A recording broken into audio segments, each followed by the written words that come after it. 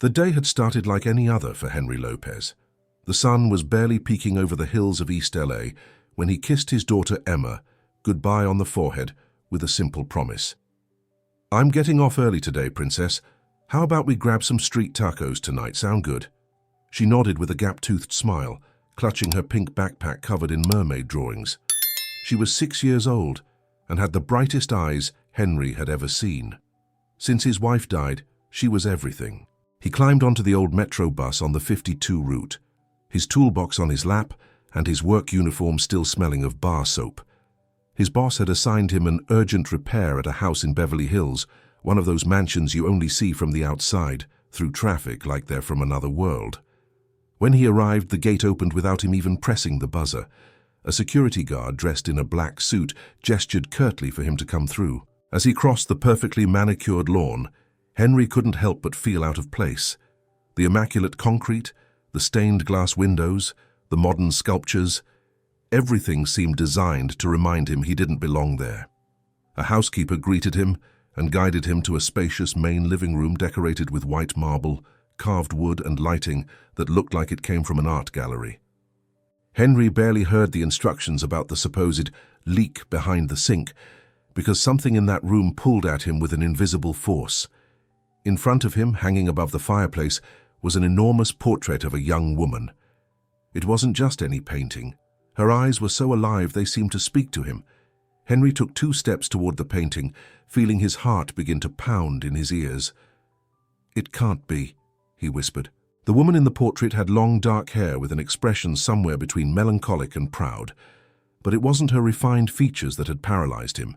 It was her gaze, those big, honest eyes, that small scar on her left eyebrow. Henry had seen them hundreds of times in his childhood. "Lucy," he said softly, as if naming her could conjure her. Suddenly, the sound of heels descending the marble staircase made him turn. An elegant figure dressed in a white linen outfit and gold heels descended with firm but serene steps. Henry felt a chill run down his spine when he saw her. Not because of her obvious beauty, but because it was her. Not just the woman in the portrait. It was Lucy, in the flesh. She looked at him first with distant courtesy, the way one greets service staff. But something in her expression changed suddenly. Her steps stopped. Her breath caught. "Henry," she said, barely in a trembling whisper. He nodded, unable to speak. "Lucy?" he asked, though he already knew.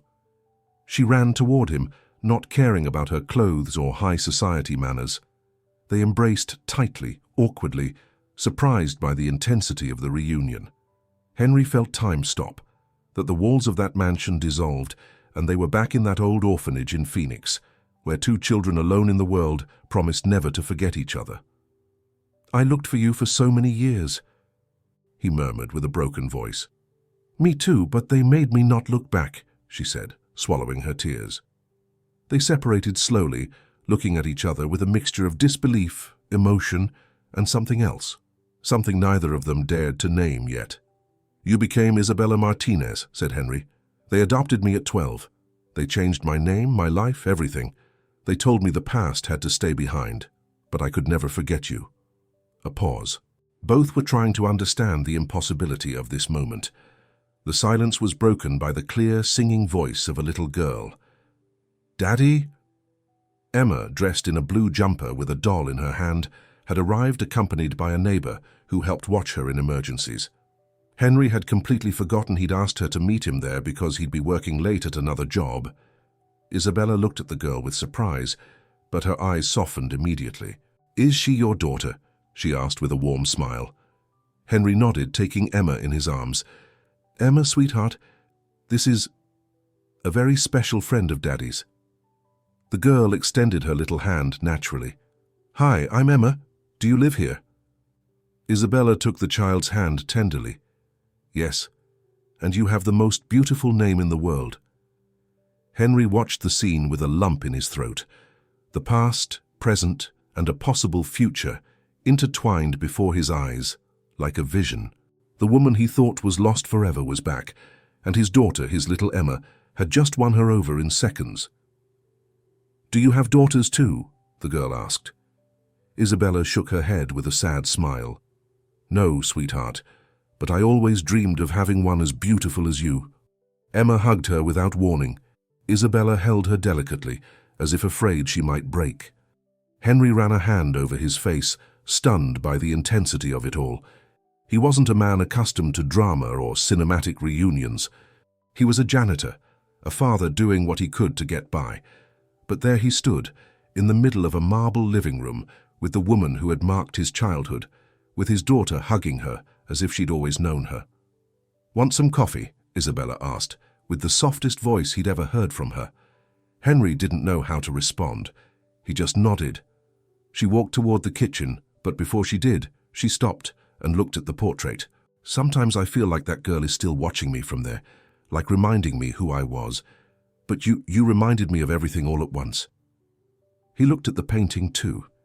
He no longer saw just an elegant woman, but the girl with braids and laughter who shared a piece of stale bread with him in secret at the orphanage.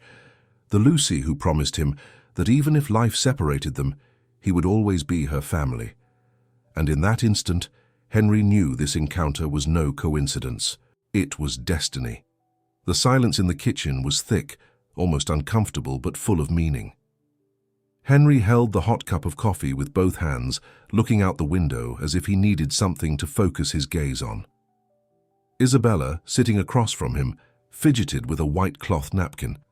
Outside, the Los Angeles sky was beginning to turn orange. It was that time of day when everything seems to pause a little. "Do you remember Saturdays at the orphanage?" she asked suddenly, her voice barely audible. "Yeah, they gave us rice with fried plantains and let us play longer in the courtyard. You used to climb that giant tree, the one next to the fence. You said from up there you could see all of Phoenix." Henry smiled but didn't look up. "And you get mad because I wouldn't let you climb that high." "I wasn't afraid of heights," Isabella said. "I was afraid you'd fall." He looked at her then, and for an instant they were those dirt-covered kids again, sharing impossible dreams between peeling walls and promises made with the strength of necessity. But the memory shattered suddenly. Isabella looked away, took a breath. "My adoptive parents arrived on a Tuesday morning. They told me it was temporary, a trial, but the next day I was already in another city. They never let me go back, or say goodbye. They changed my name, my uniform, my entire life." Henry listened with a furrowed brow, as if each word squeezed his chest. "Did you try to find me?" "Of course I did," she responded immediately. "But my adoptive mother told me you were part of a phase I should forget." "Nothing good comes from looking back," she'd repeat. "They'd take away the letters I wrote. They forbade me from asking about the orphanage." He clenched his jaw. "I waited for you. Every morning I thought you'd come back. I asked about you every day for months. They'd punish me for it. After I gave up, I thought they'd taken you to another country or that you'd forgotten." "I never forgot, Henry. Not a single day." There was a dense pause. She stretched out her arm and placed her hand over his. Henry didn't pull away, but he didn't react either. The contact was warm but also uncomfortable, as if it stirred something that had been buried for years. At that moment, Emma's cheerful voice burst into the kitchen. "Aunt Bella, can I see your dresses again?" Isabella smiled immediately, erasing all the tension from her face. "Of course, Princess. Let's go."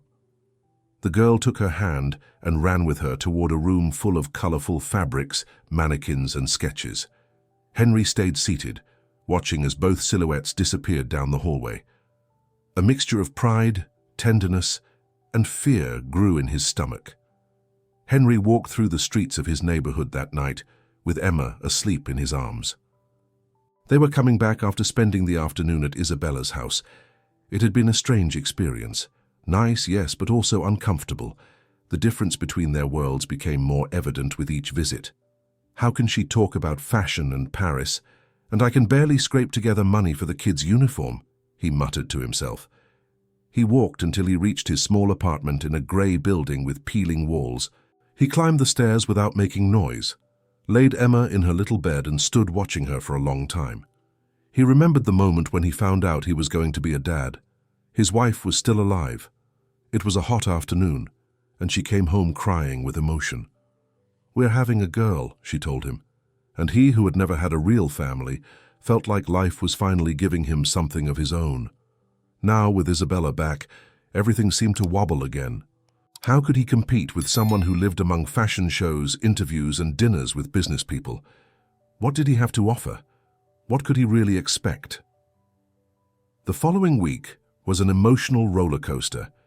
Isabella called or sent messages almost every day. She asked about Emma, sent her small gifts, invitations to the park or museums. The girl was delighted. She called her Aunt Bella naturally, as if she'd always been part of their lives. One afternoon, Isabella took them to Griffith Park. They rode paddle boats on the lake, ate ice cream, and then sat under a tree to rest. Henry watched as Emma braided Isabella's hair, while both laughed as if the world were perfect. But he couldn't relax. He felt like everyone around them was staring at him. His simple clothes, his worn shoes, his way of speaking. Everything contrasted with Isabella's elegant presence. He felt like an intruder. When she stepped away for a moment to answer a call, Emma looked at him. "Do you like Aunt Bella, Daddy?" Henry blinked. "Where'd you get that idea?" "Because you look at her like she's magical, like in the movies." He let out a nervous laugh. "Don't be silly, Princess." "I'm not being silly. I think you and her would make a good couple. But you get sad when you're with her. Why?" Henry didn't know what to answer. His daughter, at only 6 years old, had touched the center of his deepest conflict. That night, Henry received a call from Isabella. Her voice sounded soft, intimate. "Can I ask you something?" she said. "Sure." "Why do you pull away when we're doing well? Sometimes I feel like you're running from me." He hesitated but responded honestly. "Because I don't know what place I have in your life. I'm nobody important. I'm a janitor with a daughter and a difficult past. You live in another world, Bella." She was quiet for a moment, then said firmly, "That world never made me happy. The only real thing I've felt in years is you, and that beautiful girl you have for a daughter. But wanting each other isn't enough. I don't have any way to be on your level. I don't need you to be on my level.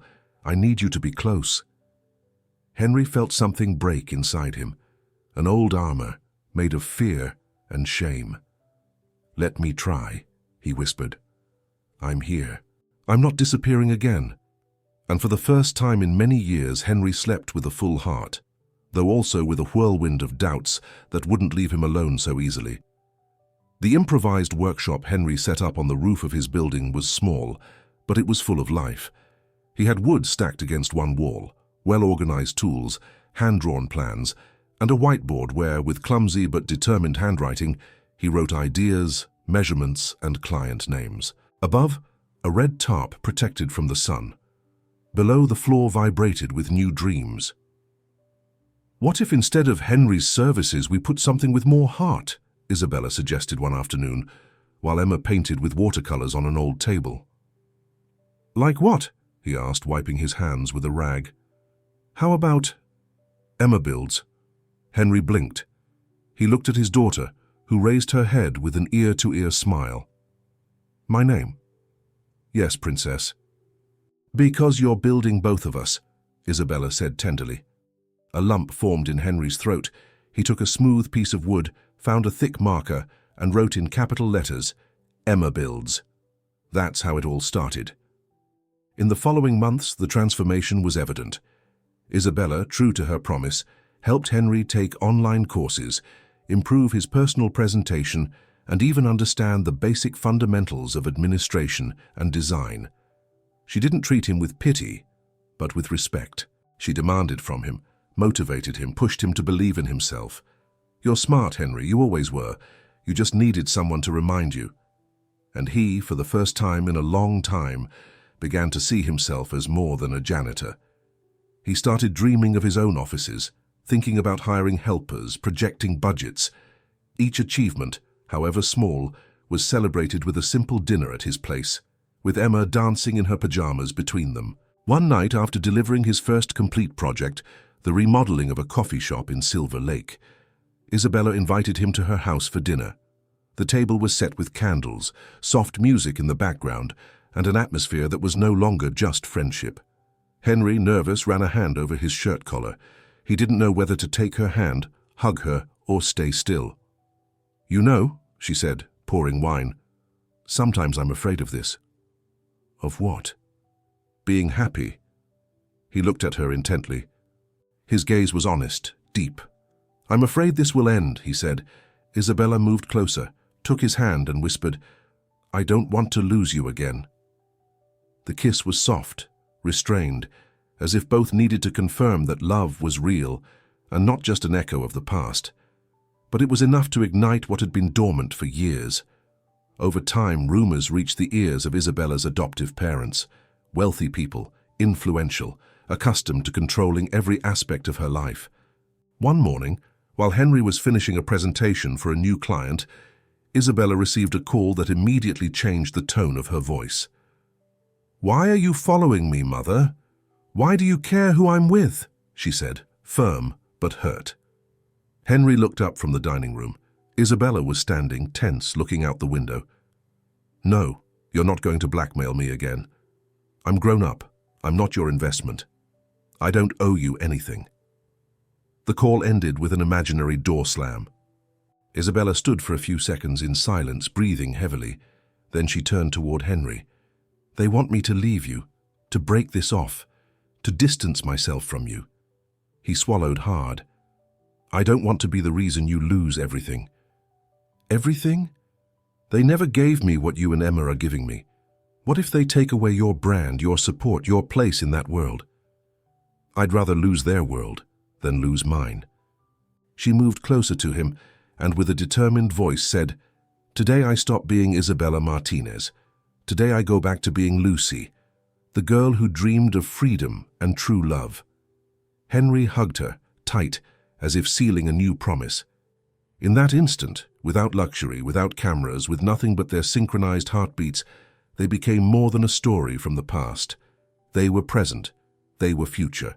Shortly after, Henry inaugurated the first official Emma Builds workshop with 2 young employees, both former students from a community center where he and Lucy decided to offer opportunities.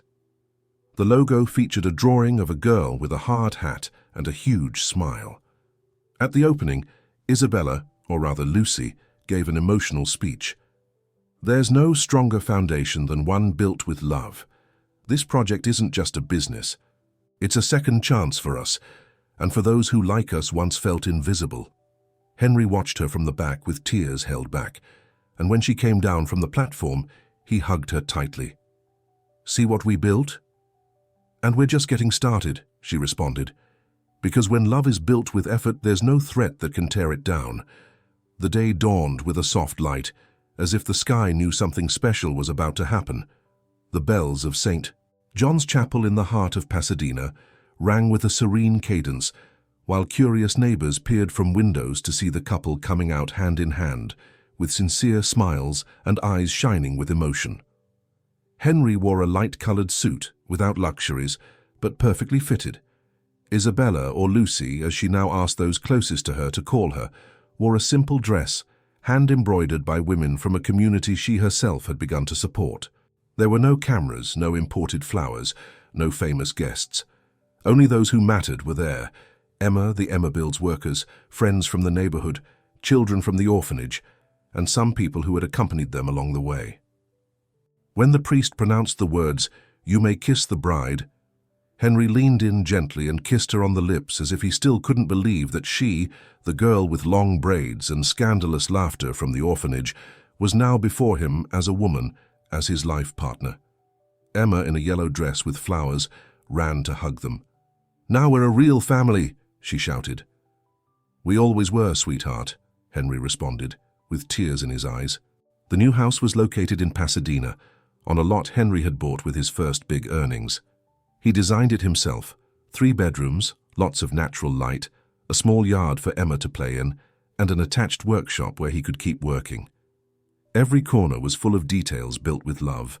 Shelves with carved initials, hand-painted tiles, walls full of photos. In the master bedroom hung a framed image of an ultrasound. Matthew, their son, had been born just 6 weeks ago, small, brown-skinned, with thick hair and eyes wide open, as if he already wanted to know the world. Henry spent hours rocking him in his arms, singing him the songs he used to make up for Emma when she was a baby. "I never imagined having this," he told Lucy one night while caressing the baby's head. "A family, a home, a life with meaning." "You gave it to me first," she responded. "You saved me twice, when I was 12, and now." The Lucy Foundation was inaugurated a year later, with a discreet but deeply symbolic ceremony. Instead of an elegant hall, they chose the courtyard of the old Hope Haven Orphanage in Phoenix. The walls were still cracked, but now there were brightly colored murals, new swings, and children with backpacks bearing the foundation's logo. A tree and 2 carved initials, H+L. Isabella gave the speech with a firm voice. "This foundation isn't born of charity, but of memory. Here we grew up, here we suffered, here we dreamed. But here we also learned that love can transform wounds into strength. We want no child to feel forgotten. We want everyone to know there is hope." Henry watched Lucy from a bench in the back, with Matthew asleep in his arms and Emma sitting beside him drawing. He thought about the days when all he had was a toolbox and a broken promise in his chest. Now, the past didn't hurt. It inspired. On their first anniversary, Henry proposed something special. "I want to take you somewhere," he told her, taking her hand.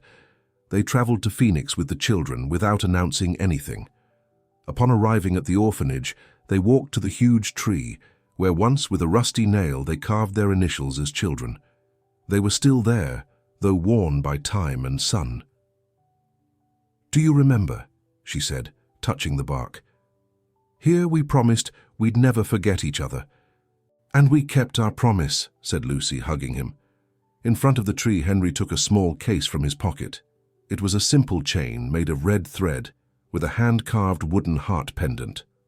"I don't need expensive jewelry," he said. "I just want you to always have this with you, as a symbol of where we come from." She kissed him without saying a word.